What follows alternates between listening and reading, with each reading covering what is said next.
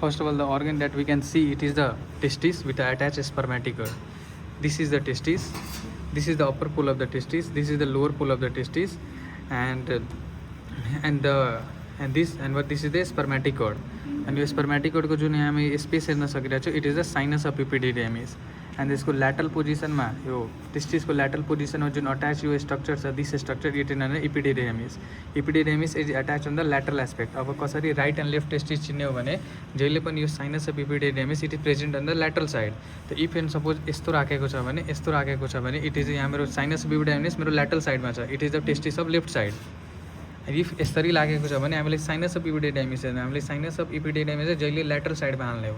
त यहाँ के छ, यो साइनस इपिडिडाइन अलरेडी ल्याटरल साइडमा छ. It means it is the testis of what, left side.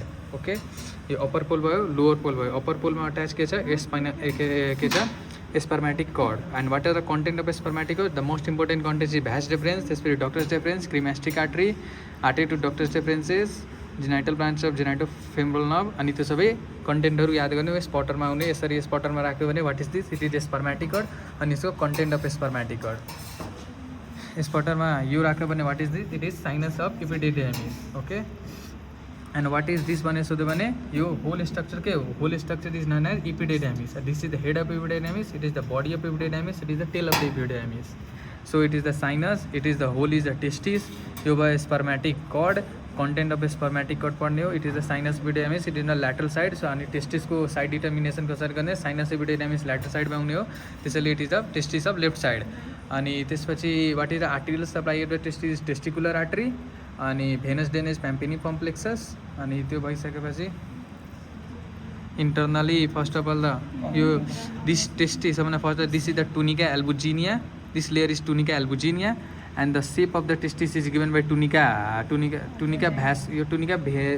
vaginalis. It is tunica vaginalis. And shape of the testis is given by tunica albuginea.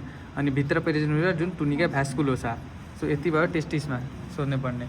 अनि after that टेस्टिसको lower पोलदेखि attach जुन tubular structure छ, it is known as vas deferens. यसको vas डिफरेन्सेसको length कति हो, 18 inch और 45 cm. अनि त्यसपछि the structure we can see it is the prostate gland. यो प्रोस्टेट ग्ल्यान्ड हो. This prostate gland is present in the neck of the urinary bladder. Prostate ग्ल्यान्डमा सोध्नुपर्ने what are the zones of the prostate. यो if यसरी mark गरेर हालिदियो भने what is this, स्पटरमा इट इज प्रोस्टेट ग्ल्यान्ड. यसको साइड क्वेसन आयो भने what are the zones of the prostate gland and what is the त्यसको क्लिनिकल के हो. क्लिनिकल प्रोस्टेट ग्ल्यान्डको क्लिनिकल हो बेनाइन प्रोस्टेटिक हाइपोप्लेसिया. अनि त्यसपछि lobes of the prostate. And what is this, it is seminal भेसाइकल.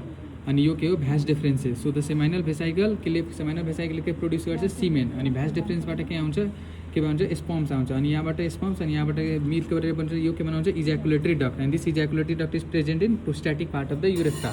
This is the prostatic part of the urethra. यति नै यो जान्नुपर्ने. टेस्टिस भयो, स्पर्मेटिक कॉर्ड भयो, साइनस अफ इपिडिडाइमिस भयो. अनि स्पर्मेटिक कॉर्डको content, upper pole, lower pole. अनि साइड डिटर्मिनेसन कसरी गर्ने, sinus epididymis should be on lateral side. अनि यो भयो कि हजुर यो लेफ्ट साइड भयो.